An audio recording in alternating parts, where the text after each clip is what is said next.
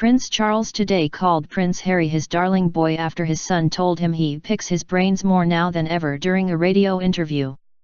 The 33-year-old was guest editing Radio 4's Today program and affectionately called his father Pa and thanked him for allowing him to interview him for the show. And during the 4-minute chat, the Prince of Wales said it was amazing that he had been listening to him regarding climate change. The pair started talking about the planet and the 69-year-old joked that people are finally waking up to his dotty opinions about the environment. When asked by his son to pick one issue to focus on, Charles said over the years there have been a whole lot of things he has tried to focus on that he thought needed attention. He said, "Not everyone else did, but maybe now some years later they are beginning to realize that what I was trying to say may not have been as dotty as they thought. The issue really which has to go on being focused on, big time I think, is this one around the whole issue of climate change. Which is now, whether we like it or not, is the biggest threat multiplier we face because what is happening now is what I was dreading. Which is, we are having to deal all the time with the symptoms that are springing up all round the world, and they are diverting us off down all these different channels to try and deal with ghastly conflicts and humanitarian and natural disasters, and goodness knows what else.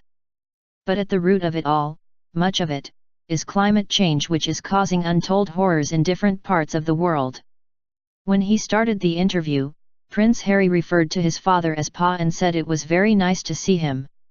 He later asked him, "Moving on, I know the two of us could end up talking about this for hours and hours and hours, of which we always do, but not with a microphone in front of us. But do you feel optimistic about the future, for the world that William, myself, your grandchildren and everyone else out there is going to inherit?" His father replied, "Well, my dear boy, if I must say so, the fact you're saying this, gives me enormous optimism. I haven't obviously put you off when banging on all these years. Because if you think that, that is really encouraging.